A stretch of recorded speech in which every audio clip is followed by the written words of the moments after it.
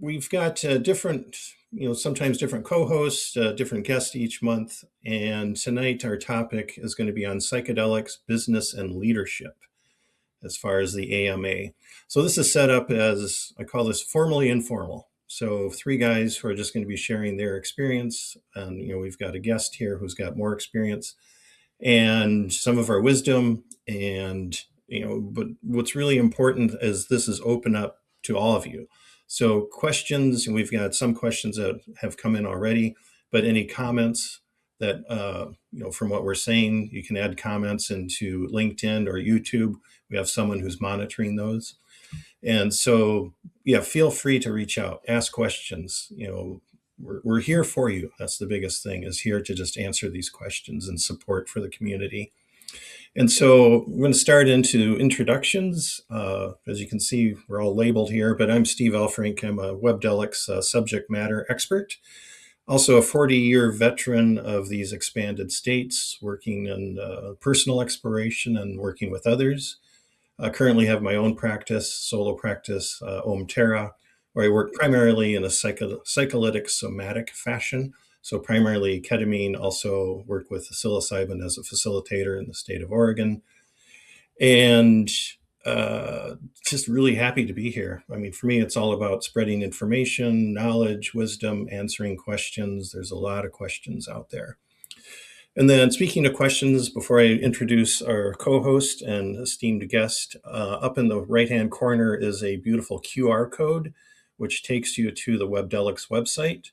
And also you see scrolling below us here is an ability or a way to subscribe to the Webdelics newsletter, which is also available if you go to our website.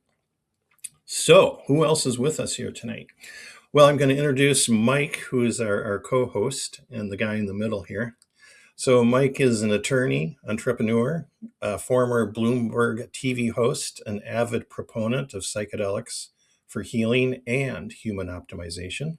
And he's general counsel for Momentous Family Office and the conscious leaders of Omya.life.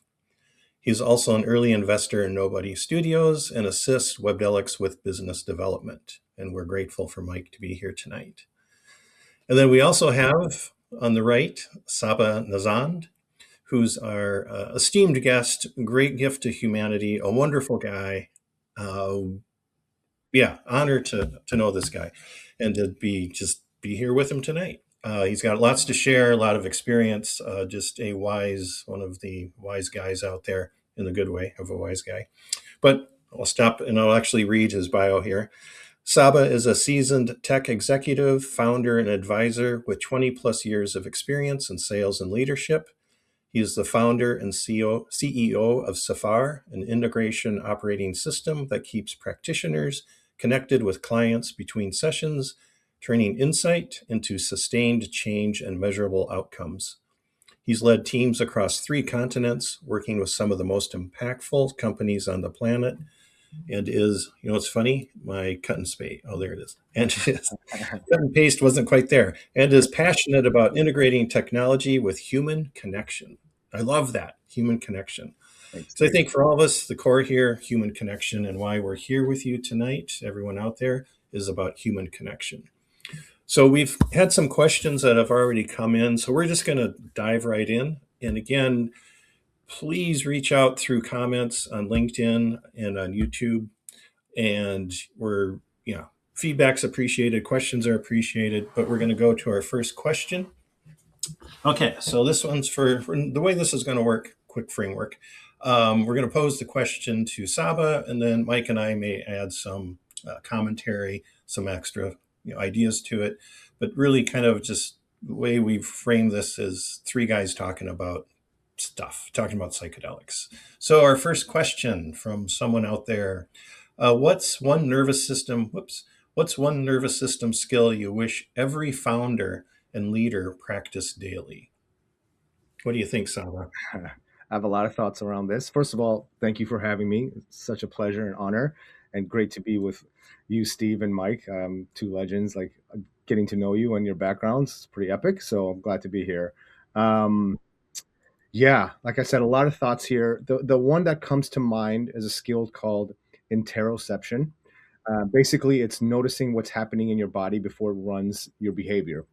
So here's what I mean.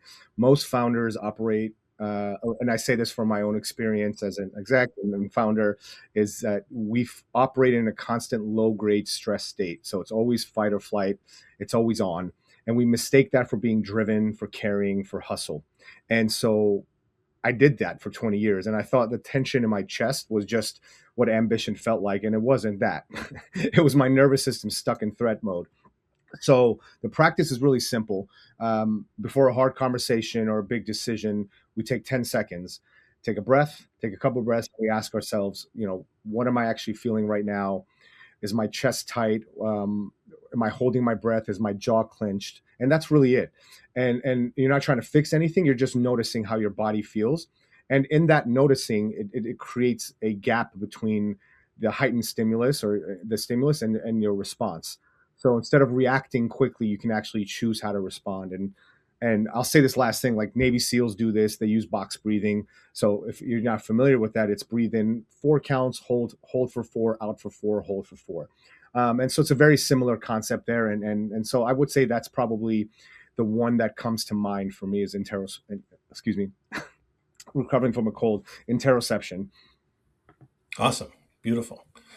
The one thing I'd add to that, and I really appreciate what you're saying there, Saba, as far as just body awareness. And I think in general, that's something that can come more into the psychedelic space.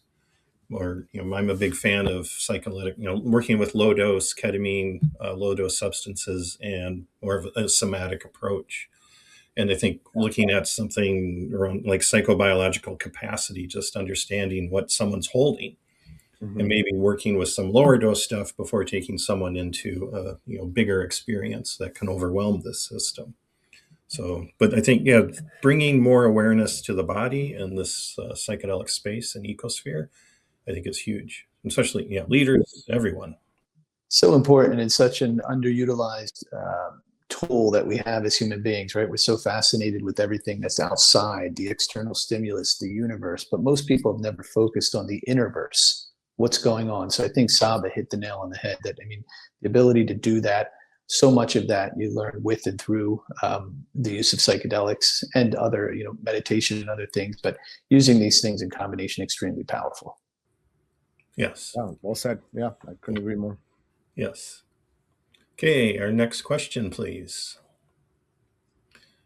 While we're waiting for that, remember, scan that QR code, go to Webdelics, sign up for our newsletter.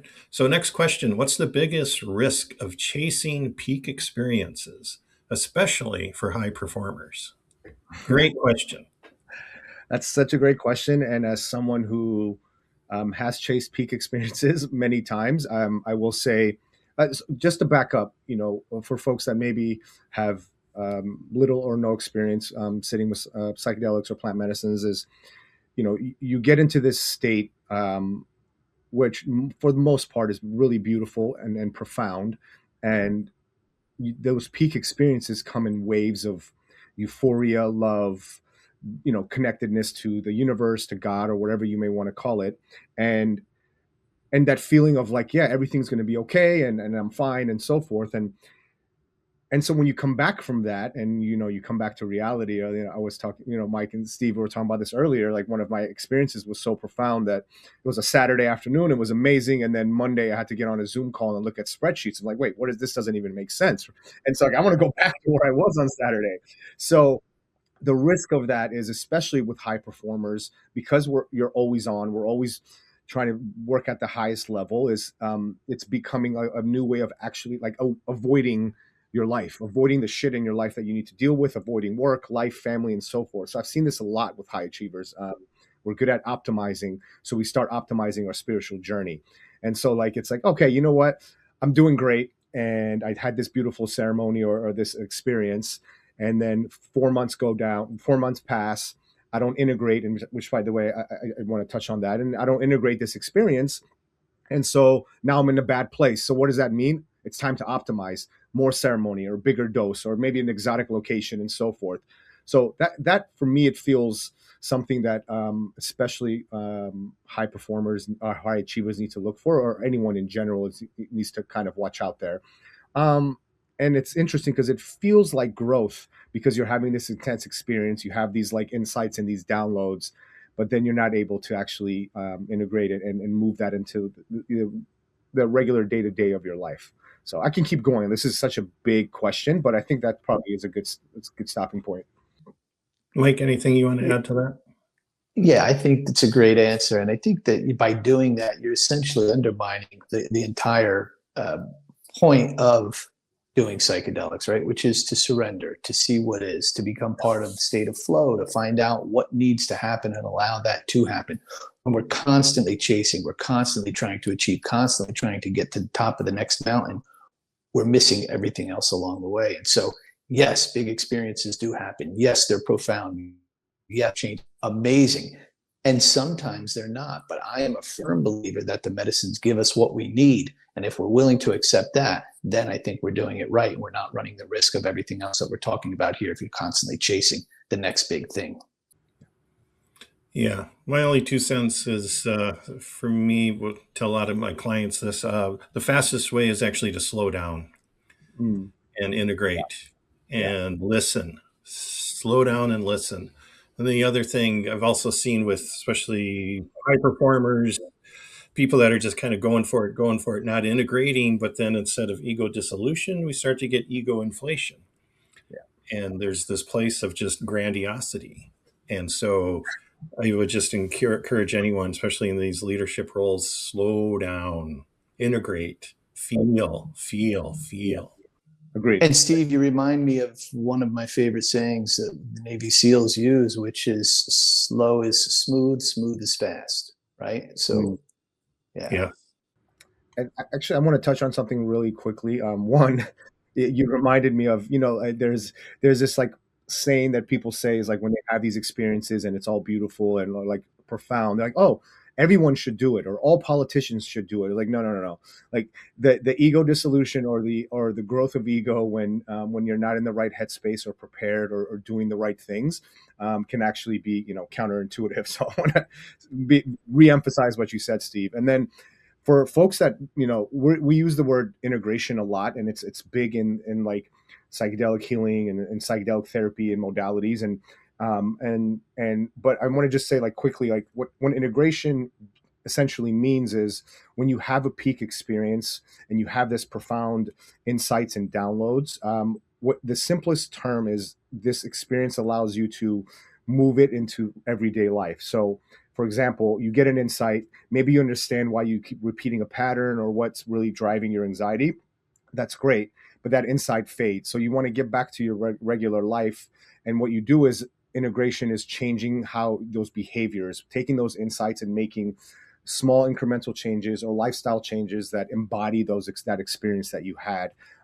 So I just wanted to highlight that. So when we use integration, it's like, it's really important, especially in this space, to take it seriously.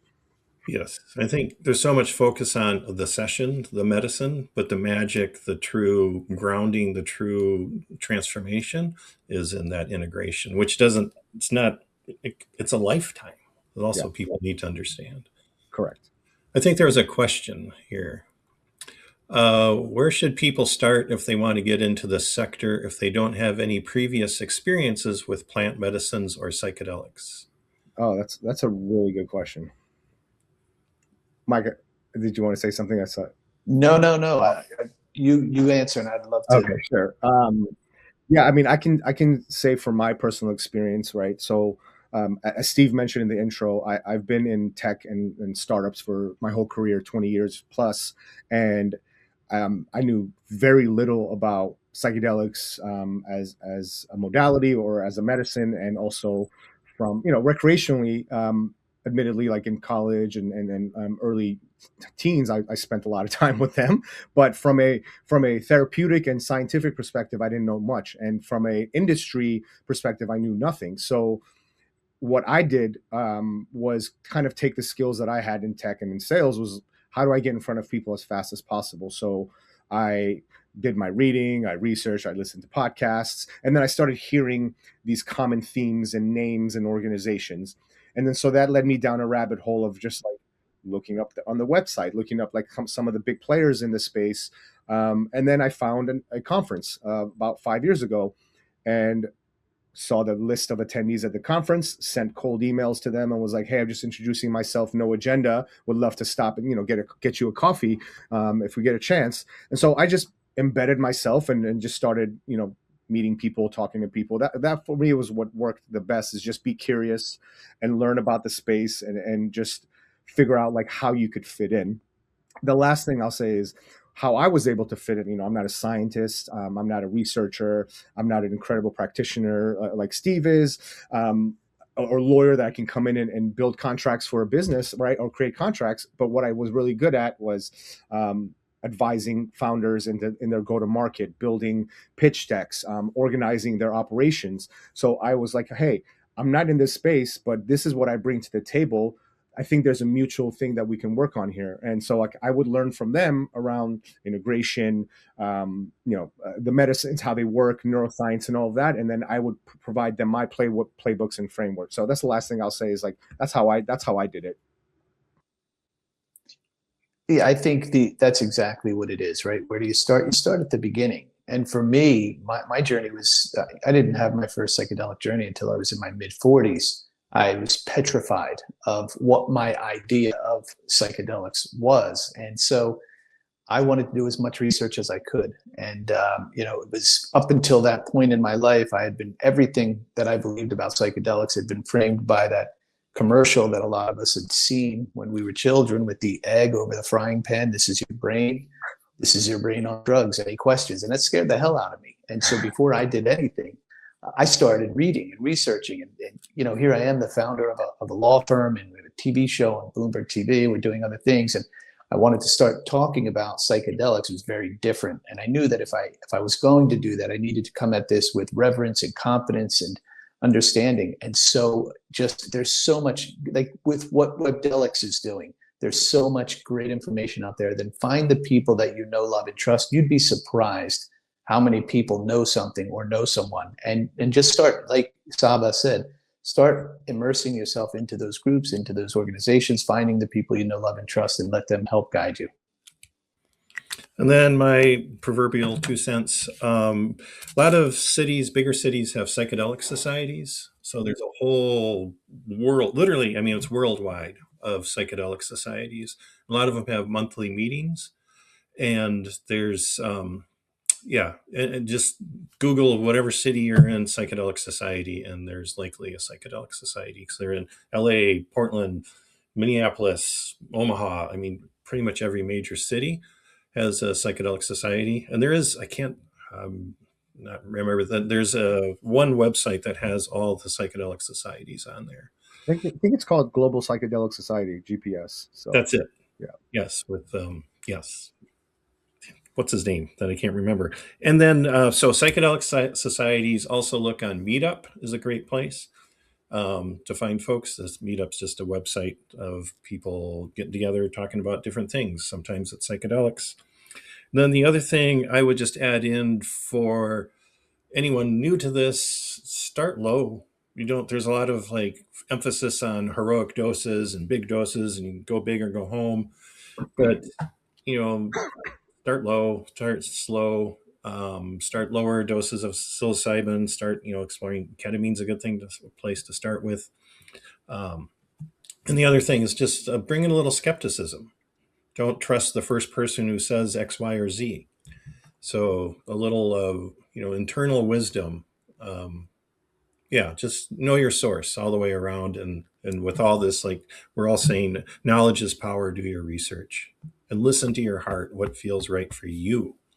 Not this guy, not that shaman, but what feels right for you and where you're at. Yeah. And be safe. Love that. Okay, so we have a question from Mark. Can you speak to how microdosing impacts creativity, focus, clarity? How does it play a role in the entrepreneur journey? I always mess up that word. So microdosing. Great question. Steve, can we start with maybe Sabba or you, just for anyone in the audience who's not exactly sure what microdosing means with that, and then jump into an answer? Absolutely. So Microdosing essentially means, so it says micro, like really small, and dosing, so a small dose, is essentially a small dose of a certain medicine, a psychedelic. Generally, it's psilocybin, but LSD and other modalities also fall into like being able to microdose. And it's sub-perceptual, meaning that the dose should be low enough where you're not, you know, tripping or high or hallucinating or anything like that. But it's enough for the mechanisms to connect to the certain aspects of your brain to create change. And so when you hear microdosing, you hear that a lot. And it's one of the fastest ways, or I shouldn't say fastest, but one of the ways that mainstream has really started to learn more about psychedelics, and also a really good way Steve mentioned, like start slow and low. And this is one way, is like microdosing, and then before you get into bigger doses. And I'm sure there's others can chime in on that on microdosing part. What do you think as far as leadership, and how can Yeah. a business Um, out there, or lady? so from my perspective and what I've learned, the evidence is mixed, right? Like there have been controlled studies around microdosing, and a lot of resources, a lot of great organizations that are doing it. And some of the effects some of the folks in these studies have experienced cognitive performance claims. And so I don't think there's enough research out there to say that this is like the tried and true way to grow, but there is a way that anecdotally it works. Like my own experience, I've microdosed psilocybin, and it's been really powerful. It was really powerful for me in my day to day and how I approach, business, how I approach meetings, big deadlines and so forth. It gave me this like being able to react differently. It's almost similar to what I mentioned around the nervous system, like just being a little more introspective and being able to um, react to things from a place of calm groundedness and so forth. And so there's enough out there that says it works. And I think just recently they started doing research on microdosing ibogaine, which is massive. And ibogaine is a psychoactive plant that is generally you see folks that are veterans and folks that have PTSD that have been using and getting amazing results. So I think there's some interest there around performance and microdosing. Mike, 2 cents from you. Yeah, just speaking from experience, I have microdosed iboga, which is the plant from which ibogaine is created, and psilocybin and others. And to go to the question, absolutely have acknowledged more focus and creativity, more of the good, less of the bad. So even a lot of people use coffee. Coffee is good, I guess, but it's also very distracting. It creates anxiety, it creates nervousness. There's this very, like Sabba said, this very calm focus, kind of a laser focus that I have when I'm microdosing. Creativity is absolutely enhanced. It just kind of puts you in a nice flow state, even though, like you said, in many ways it's sub-perceptible in the sense that there's no psychoactive effect. There's something going on. The neurogenesis is happening, and there's a way of, I think, tapping into that with microdosing in a way that does help entrepreneurs and others. And I think it's clear that a lot of people recognize this when you talk to people who are doing it, people functioning at a high level. The consensus seems to be that it is beneficial in their opinion. Yes, I would third all that. Yeah, that's something that's benefited me. For me, it's this kind of just what I call it is like reducing the noise that I didn't even know was there. Yeah. So there's just like more clarity, more focus, less background noise, and just more, I'm just here. So just more presence. And then one other quick thing. I was going to say there's this really great study out there. I don't know if you guys have seen it, and the listeners can go find it, but where they've given spiders, low dose psilocybin and then they've given them caffeine. And you can see the way the webs are weaved. Very, very different in their symmetry, in their beauty, in everything. I think that speaks volumes as to what's going on. Love that. And then focusing on leadership and business development, I think in the studies that this was right before LSD back in the 60s got illegalized. And James Fadiman, who was the guy who kind of birthed the whole microdosing world, was working on these studies with architects, business leaders, scientists who had a problem they couldn't solve. And then they're working with not quite microdosing, but there's also value in, that's why bigger is not always better. Like I'm a huge fan of lower dosing of substances. So they're working with, I think, somewhere around like 50 micrograms of LSD, which is kind of a smaller, some people call it a museum dose.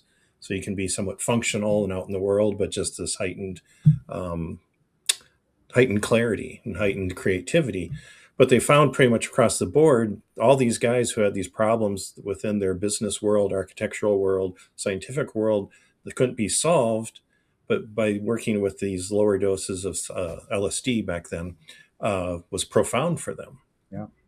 So I think there is a place, there's a beautiful place in the business world for psychedelics, and it doesn't have to be, go to Peru and do 10 ayahuasca ceremonies. It can be some of this lower dose work. And then there's value in the bigger experiences, but there's also value in low dosing. Yeah. Steve, I wanted to jump in really quickly. I think you bring up, I love that you brought this up, right? There's two things that come to mind. Is one, Center for Minds, Dr. Bruce Dahmer. He essentially took over Fadiman's research around this LSD studies for performance. And we were just, I have a few friends that are part of the organization, and you're seeing this resurgence of creating like leadership frameworks, coaching frameworks with LSD, which is so amazing. And I would love to be a part of that one day. And so, yes, I love that. And I think it's, sorry. Yeah.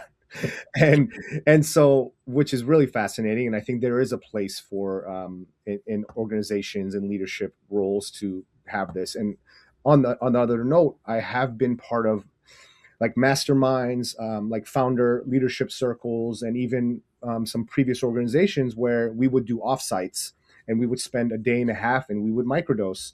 And then we would go, and it would be, start off with just like relaxing, meditating, breath work. And then we would go into a boardroom whiteboard session, and we would start going over business strategies, but we would do it in that state of microdosing or low dose psychedelics. And it was powerful because it in so many ways, and it connects you to your creativity, opens up there's different levels of exploration. And yeah, so I mean, again, I can talk about this topic all day long as well. It's really powerful. Yes, there is a place, and there is improvement for any company that can happen, but follow your state and federal laws, and none of this is condoning any of this. And then, are you saying this is not medical and this is not legal advice? Is that the disclaimer? yeah. Thanks, Mike. Three guys talking. That's what it is. Yeah. Okay, we had a next question, please. Okay. Which substances do you think are most effective for entrepreneurs, and do you think that different substances are better for different industries? Oh, we kind of touched a little bit on that, but let's go into that. I mean, I want to reframe that question for a second, actually, but I will answer it. My reframe and thought, that first thing popped up. It's not about which substance is best for entrepreneurs. It's about which one matches the problem you're trying to solve, or what your intentions are, right?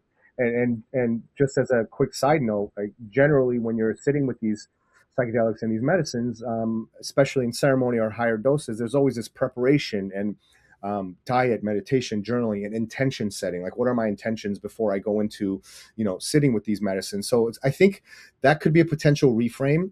But I will go down like a quick list of what I think is powerful. I wouldn't say there's one substance, right? The ones that come to mind for me: psilocybin, magic mushrooms. It's good for seeing patterns, right? Your blind spots, limiting beliefs, emotional blocks.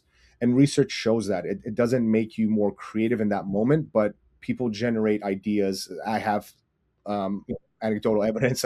It's happened for me. And so it's there's psilocybin, there's LSD, acid. It's more analytical from what I've for what I've experienced and what I've also talked to others, it's good for systems thinking, seeing connections between things, complex problem solving.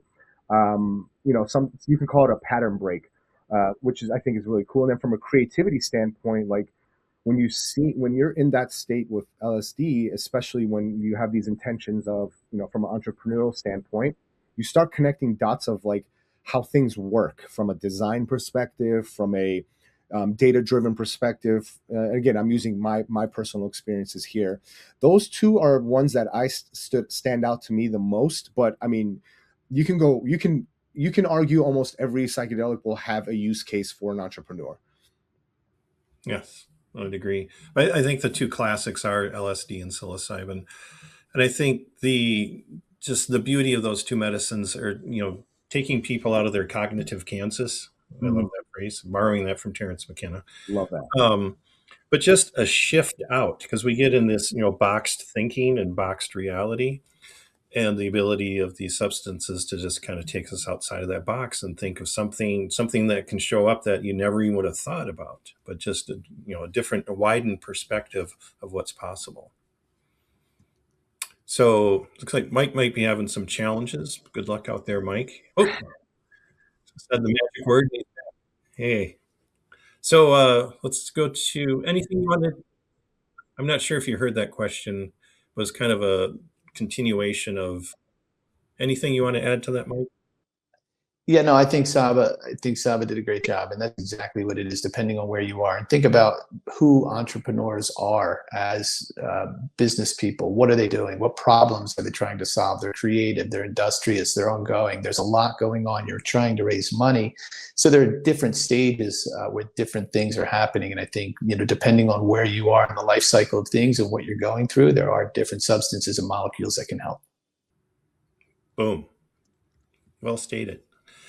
Okay, so could you gentlemen recommend one or two great books to introduce someone to microdosing? Microdosing. I know Dr. Fadiman has a book on microdosing. I don't remember the name of it. I can probably look it up really quickly. That's the first one that comes to mind for microdosing. He's the OG the guy. Psychedelic Explorer's Handbook, I think. Oh, is that what it is? Yeah. I think so. I'm not sure if that one was specific to microdosing. I think it mentions it in there. Mentions it, yeah, but doesn't go in depth. And we have some information, Steve, that I saw, I think, for introduction to psilocybin. Go ahead. Yeah, I was going to say, and on the Webdelics website, there's definitely information on microdosing on there. Yeah, there's some good information on there. So there's one called Microdosing for Health, Healing, and Enhanced Performance by Dr. Fadiman. There we go. Yeah, that's the main one. That's his the main book on microdosing and performance. Yeah, and again, allegedly, got the idea of microdosing from Albert Hoffman, but James Fadiman is the one who really has kind of spread that to the world, and a great guy. Seems like he is. Yes. Let's see. Sabba, can you please provide the list of substances you mentioned? I wish to know more about it. The list of substances of just now, the two that I mentioned was psilocybin or magic mushrooms, and then LSD were the two ones that I mentioned around entrepreneurs essentially using that, and also from a coaching perspective or mastermind, doing offsites with your team. Those are the two that are probably the most common and the ones that you get a lot of impact.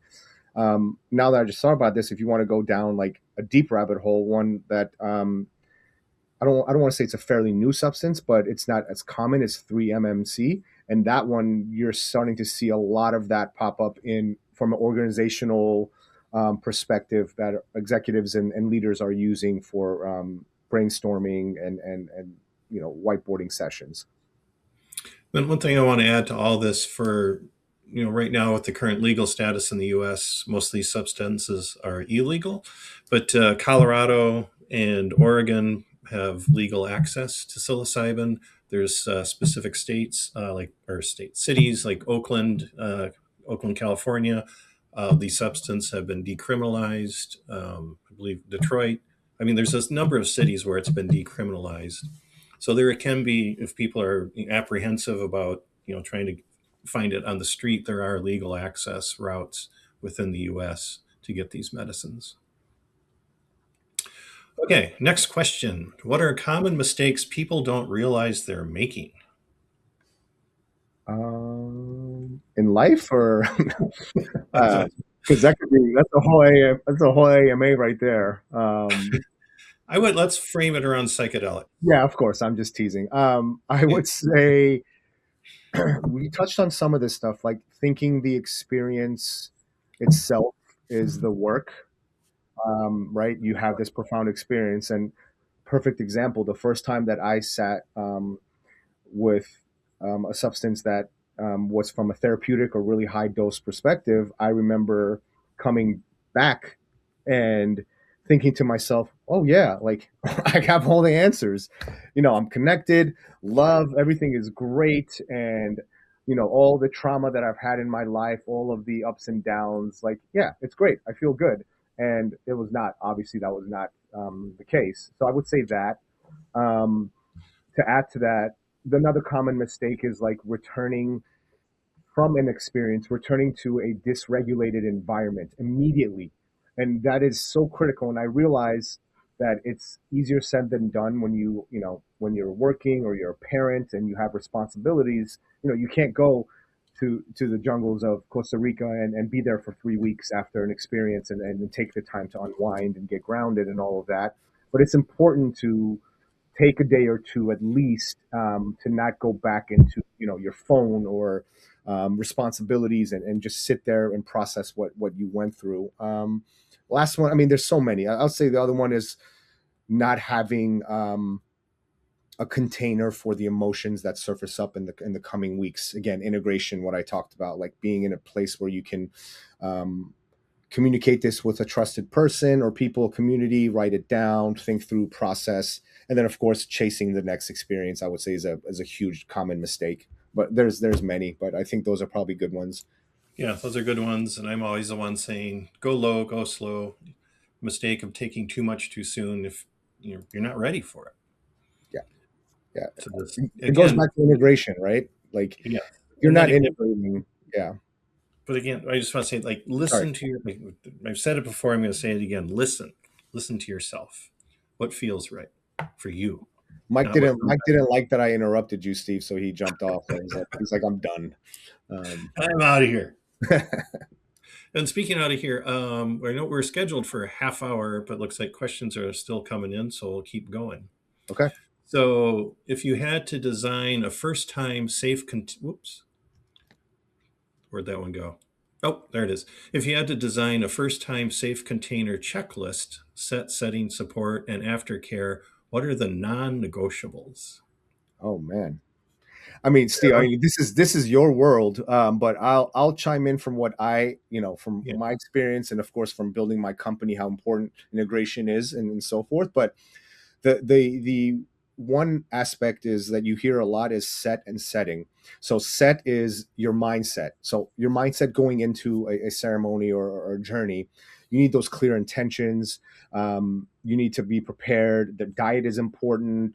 Meditation, being in a low frequency space mentally, all these things before you go into ceremony, right? Some, like for example, when you sit with ayahuasca, you go through a dieta, and that's cleansing your body of toxins, of meats and other things before you go into that. And then the other is setting, and setting is the physical environment. And so it's like, you need to be in a space that you feel safe and comfortable. And especially if it's in a group setting, that you're comfortable with the people that you're around. Because that's so important. You turn off your, you don't want to have your phone. You don't want interruptions. Like I'll give you an example. One time we were, a group of us were in a ceremony, and everything was great, set and setting, except for one aspect was the facilitator who was there for, again, safe container, which is probably the third non-negotiable, is he put on meditation music, and he accidentally put on his free YouTube, and it cut to a commercial, and the commercial was something like intense. I don't know if it was like a car thing, and people freaked out for a minute, but those are non-negotiables. You're setting, having a support system or a facilitator. And then lastly, I mean, I have to say this, is aftercare, is integration.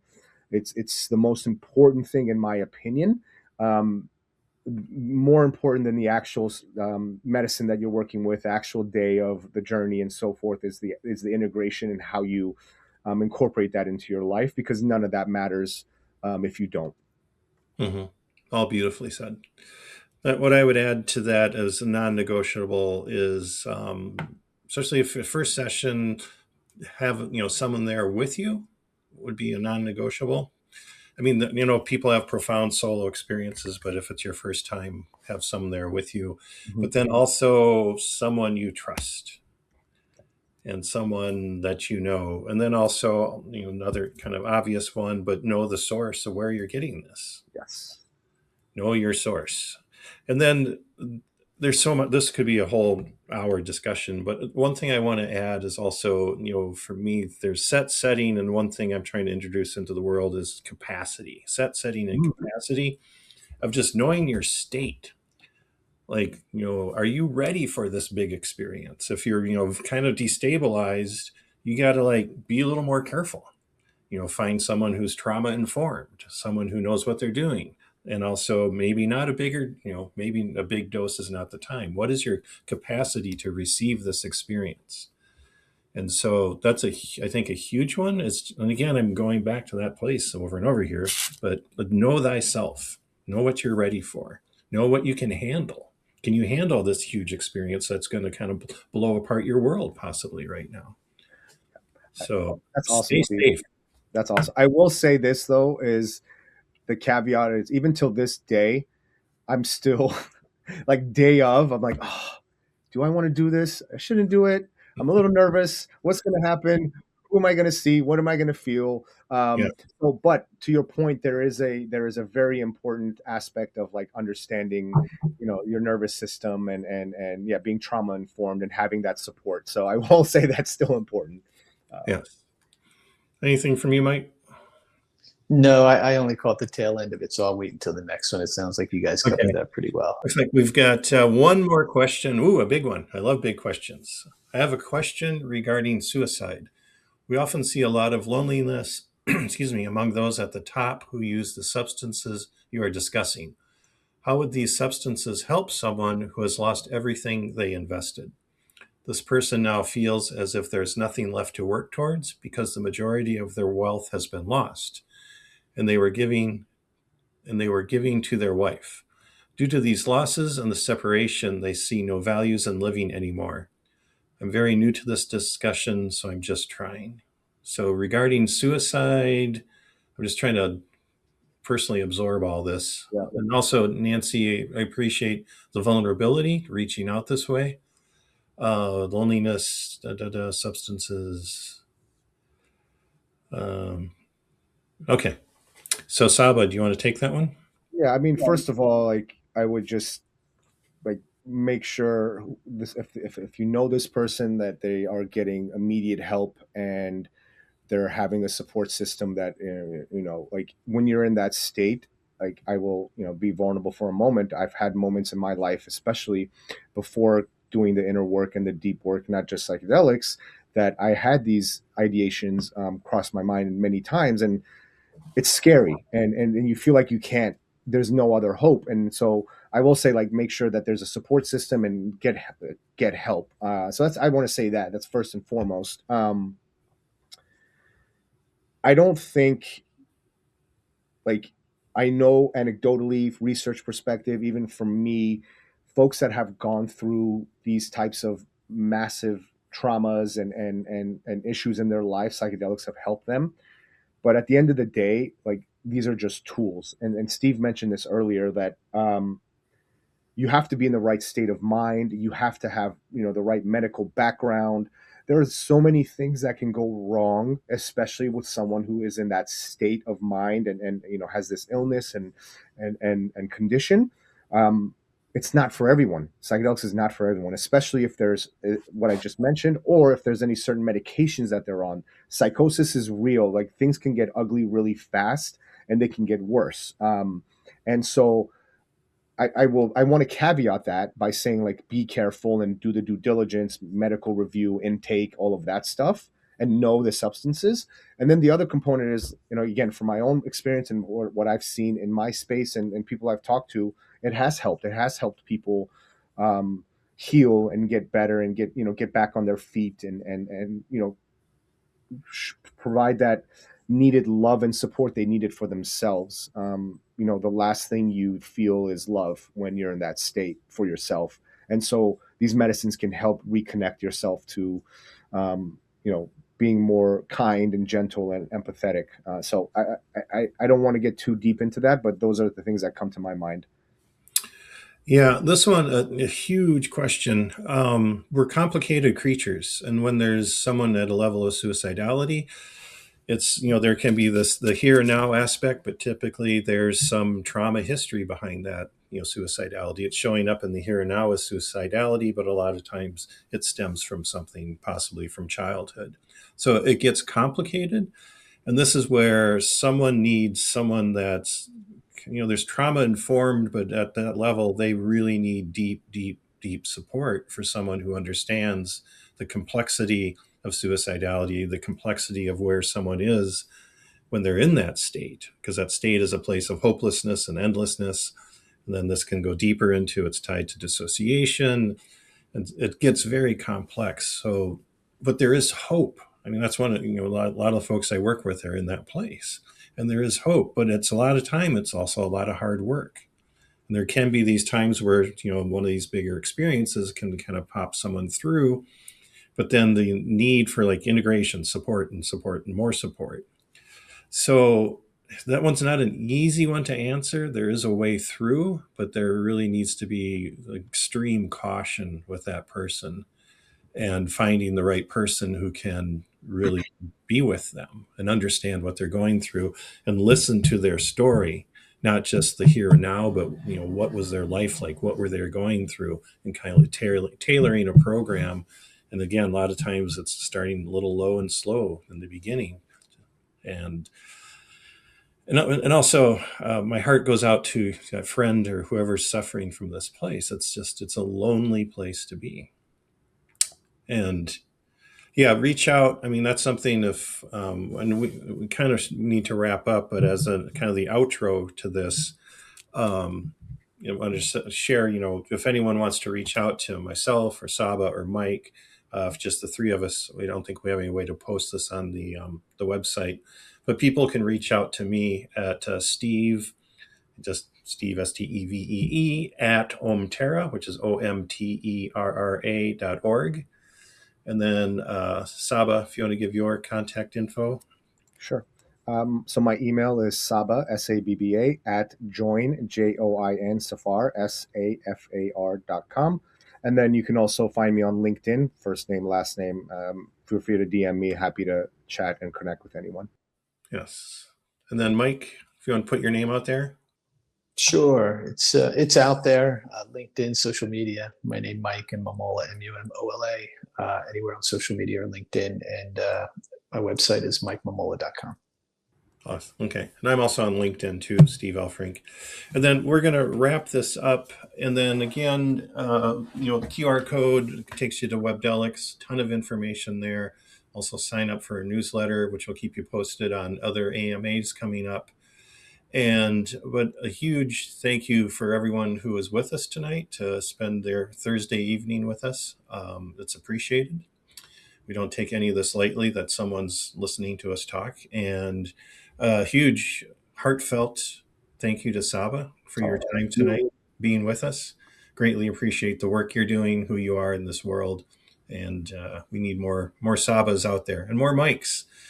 So thank you, everyone. Stay tuned for our next AMA. Again, we're going to have them once a month. Go to Webdelics, webdelics.com to find out the next one. And thank you, everyone, for being here. And stay safe out there, folks. Thank you. Take care. Bye-bye.